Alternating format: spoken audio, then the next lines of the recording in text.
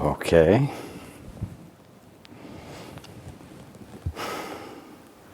Good evening. Good evening.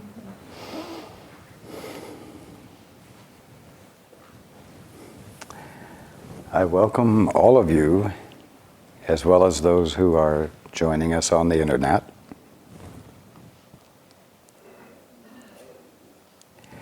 And I'm going to ask a question. Can anyone think of a way, if you're in a room all by yourself, or let's start over. If you're in a room all by yourself, can you think of a way to express affection?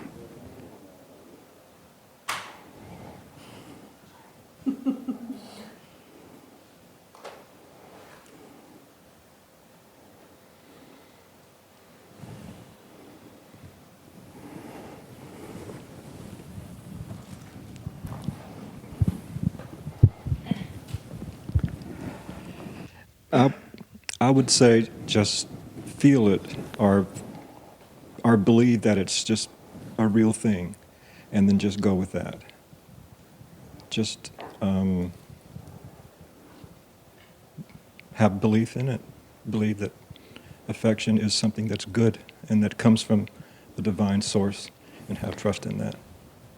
But how would you express it?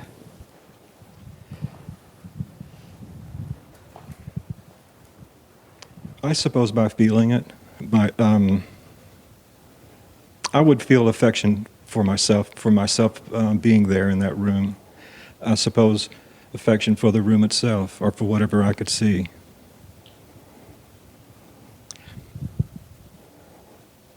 Anyone else? I'm finding that I can't feel alone in a room anymore. Not something that I feel anymore. I feel like I'm always accompanied. But the question was, how would you express affection? How can you be in a room alone?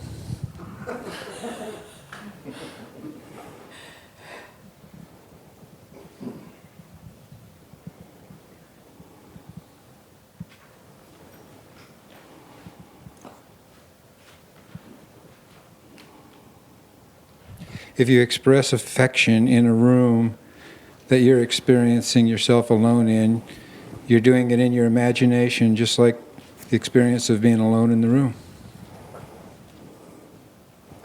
So, you are in a room that no one else is in. You are alone in a room, but you're not alone. How do you express affection? With you, a lot of the time. That is love. How do you express affection?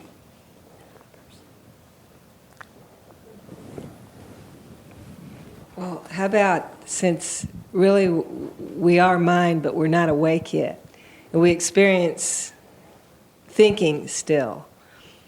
And I have a feeling that you're maybe driving at the fact that not to entertain thoughts about any other that wouldn't support the highest good about that other, no matter what. No matter what the temptation might be to think of others, because we're all experiencing something, in terms of relationships with each other that sometimes go smoothly and sometimes don't. And if you're in a room alone, you're probably somehow experiencing either thinking or a meditative state where you're trying not to think. And in that, thoughts are going to be coming and going more than likely. And when they might arise in the form of anything that doesn't support the best in a brother or sister, no matter what you're experiencing, in the so-called illusion, the struggle of life, the unawakened state, and the temptation to buy into fear-driven motivation that might, arise out of difficulties or conflicts, that whether they're yours or, thoughts coming from you, from another, not to be tempted to believe anything that wouldn't suggest what would be reminiscent or representational of the Christ. Because that's what we would want to have being known about ourselves. So how could you expect to have that if you weren't willing to extend that? And how would you extend it in a room all by yourself? Yeah. Well, again, I'm talking about mind because I don't know any other way you mean if you're by yourself. If you're by yourself, he's saying. It won't work. Yes. Yes. If you're by yourself. Yes. Can't express affection. Well, I believe in our mind we hold thoughts, and to exercise utilizing the mind, good use of the mind, proper use of the mind would not be to think and, of another in any way that did not support the truth about them. And you've given us enough information to know that the truth about everyone is that they are the Christ, no matter what it looks like or no matter what their behavior might suggest otherwise. So no matter if they're in the room or not. So no matter if they're in the room with you or not, whoever it might be that you might be having relationships with, you are connected to them even though they don't seem to be in the room with you. So when you say in the room by yourself, Mark's saying, well, that's impossible, right? But in fact, we experience ourselves that way, and we experience the thing of separation, which is what is the atonement was there to heal, which we haven't caught up with yet. I will say something that everyone else won't have an understanding of, but tonight you sound just like Matt.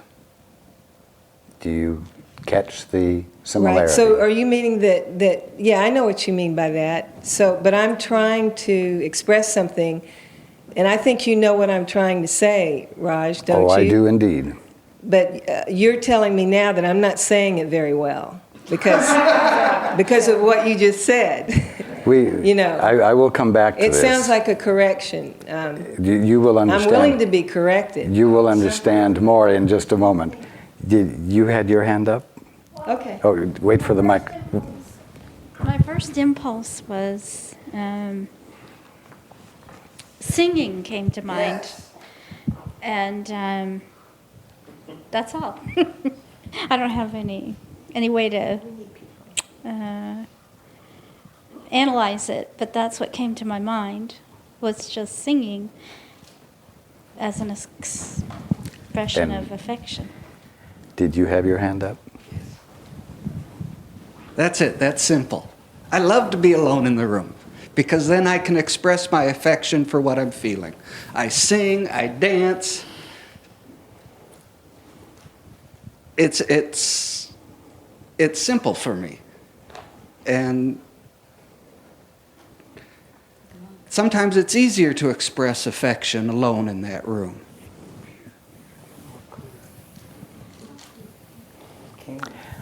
Well, without any judgment in what I'm going to say, I will say, is there any wonder that atonement hasn't occurred? You're going to say that. Does anyone remember from last week what the atonement principle is? Correction of errors. No. The atonement principle is love. And atonement is an act of love. An act. Not a thought, but an act.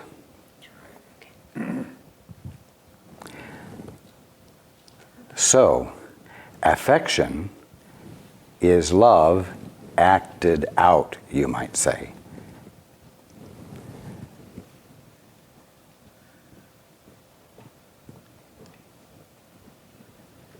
And there's no way to act out love when you are in isolation. And there is no way to engage in an act of love in your mind. In your mind, you are being love. Do you see the difference?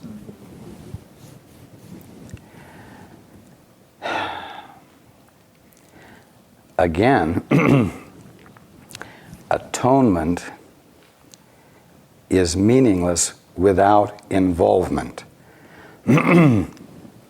One-on-one, one to another, back and forth, in acts of affection. So are you saying you have to leave the room? Oops. So you're saying that you should leave the room? Or yeah. Indeed, yes. Or leave the isolation. Yes, open the Right. door and invite someone in, or go out Or where go others out. are, where you can engage in acts of affection, where you can engage in an act of love. There's something that Paul learned early on as part of the teaching of Christian Science, which he continues to use or remind himself of at the beginning of every gathering or every conversation with Raj. It says this: "Thy will be done." What follows is an explanation of the meaning of that sentence in the Lord's Prayer. Thy will be done. Let the reign, R-E-I-G-N, let the reign of divine truth, life, and love be established in me, and rule out of me all self-will. And may thy word enrich the affections of all mankind and govern them. So the first part of that statement says it's an invitation that each one of you can make. An invitation, you might say, to let the atonement principle in.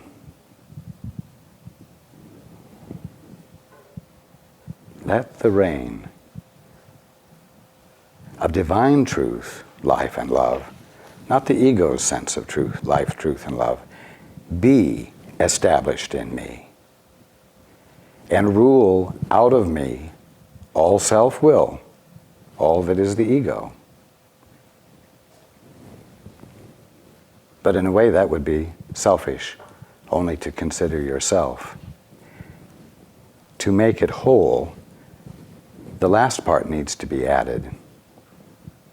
And may thy word enrich the affections of everyone else, of all mankind, and govern them. So what we're doing here, whenever we gather together, is going through a process of enriching our affections.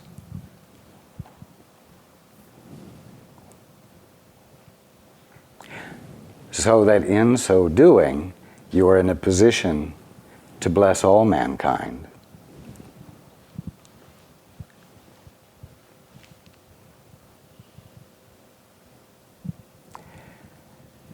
So,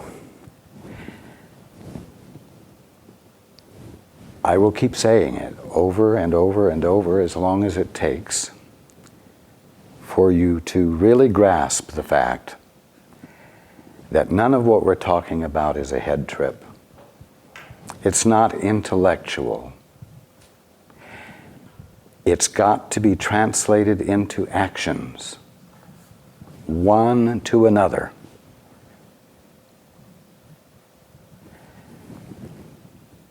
Yes, in the privacy of your room, you can be the presence of love that blesses others. But if, when you're with others, you haven't learned how to be the presence of love, it won't mean diddly shit.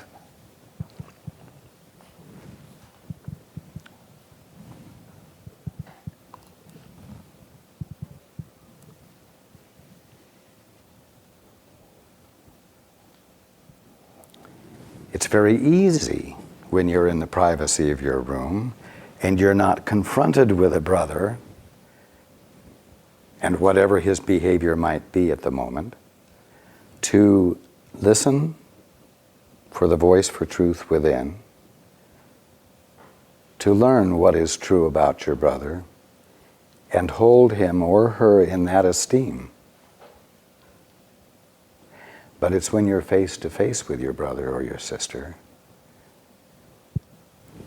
that the call for being the presence of love in terms of your behavior comes into play, and that's where the world changes. You see? So, let's not get too lofty. Let's not get so lofty and spiritual and metaphysical and intellectual that we forget where all of this is at, where it is that the transformation will occur.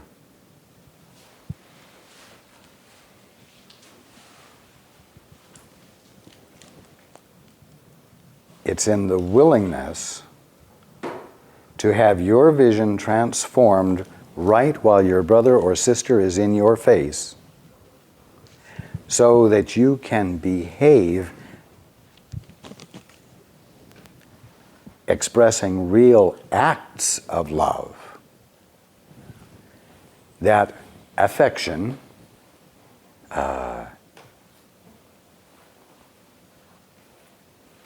is embodied.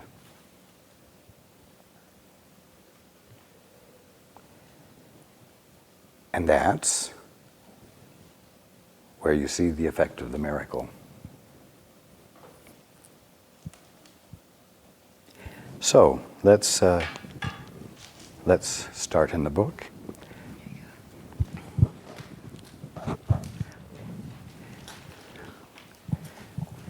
And we'll start here.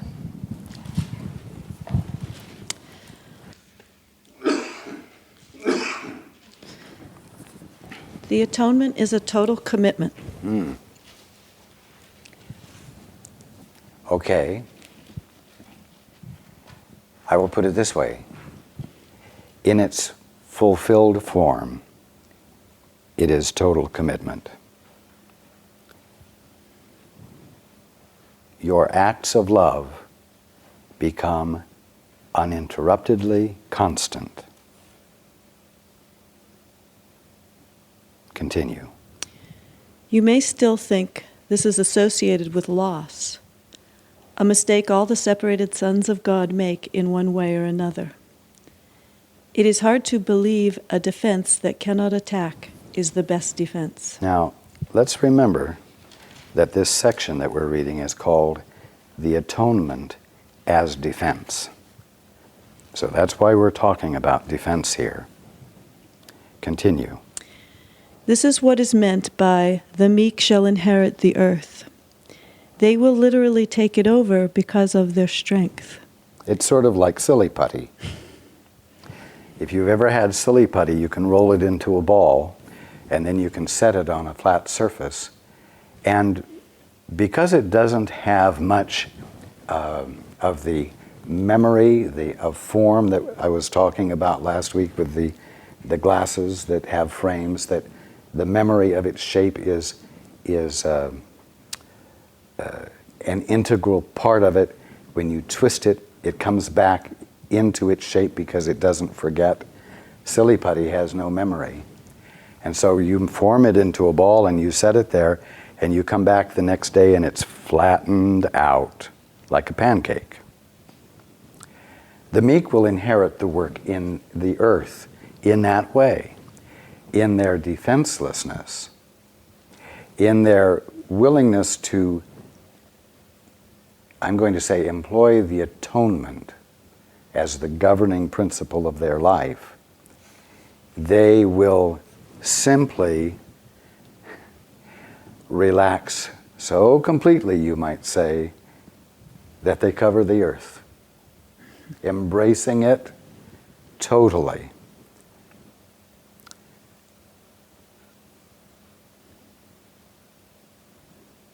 Continue. A two-way defense is inherently weak precisely because it has two edges and can be turned against you very unexpectedly. This possibility cannot be... Let me Okay. interrupt. Whenever you have two edges, 2 points of view, it constitutes prime soil for argument and disagreement and attempts to influence. But that which has no defense whatsoever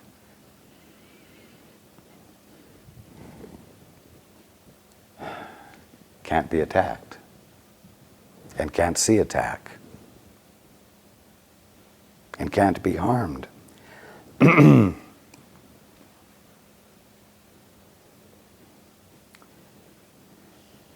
It's like being the loop side of two pieces of Velcro with all of its loops cut. It doesn't matter how many other strips come by that are the hooks. There's no way to engage the loops that have been cut. And therefore there can't be any tension, there can't be any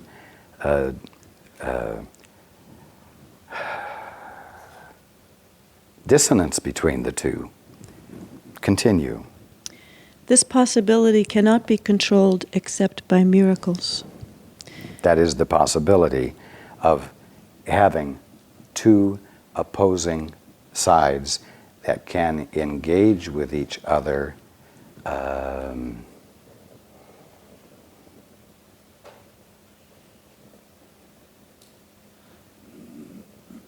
with some potential for success at manipulation or control. Start that sentence over. This possibility. This possibility cannot be controlled except by miracles. The sudden shift of perception that causes you to be able to be the presence of love and see with love and therefore act with love, so that your behavior is an expression of affection. Continue. The miracle turns the defense of atonement to your real protection. And as you become more and more secure, you assume your natural talent of protecting others, knowing yourself as both a brother and a son. So, atonement is a defense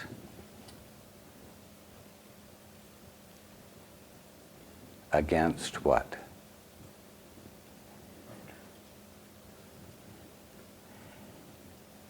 Just think about it for a moment.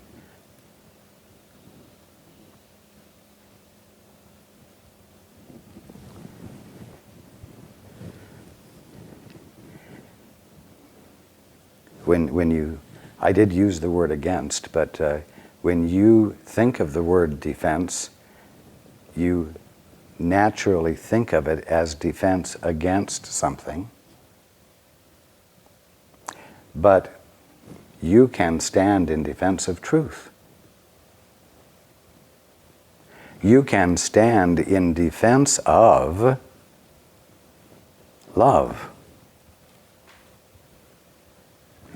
When the temptation comes for you to become reactive and angry, or jealous or hateful or whatever, you can stand in defense of love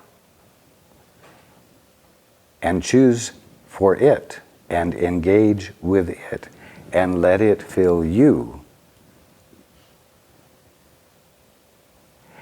with enriched affection that you are able to express instead of becoming the mouthpiece for the ego. You see? So, atonement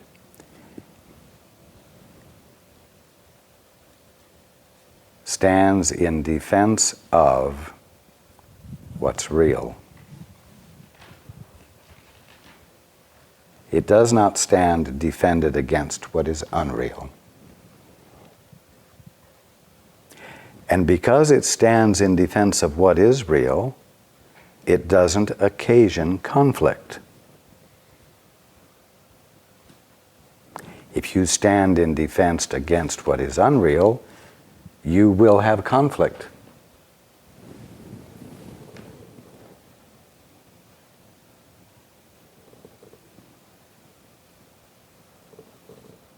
If your prayer is, "Thy will be done," let the reign of divine truth, divine life, and divine love be established in me. What are you doing? You are standing in defense of divine truth, life, and love. And you are standing in defense of your capacity to experience and honor it and nothing else.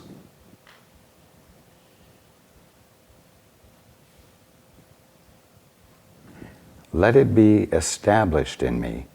Of course, it's already established in you because you're nothing less than God expressed.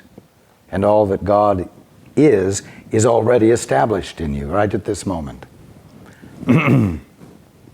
But you're saying, your prayer is acknowledging that and saying, let it be established in me. It's like, let it be established in me, to me, so that I'm more fully aware of it than I have been. Let it be established in me and rule out of me my inclination to use self-will, my inclination to think, my inclination to reason, my inclination to become angry, my inclination to interpret everything according to my present sense of things, regardless of what God is being there, you see. Let it be established in me and rule out of me all self-will. Why? So that my affections might be enriched and therefore be transformational rather than my willy-nilly running down my habitual road of reaction and willfulness and the right I think I have to interpret everything the way I want to interpret it, you see.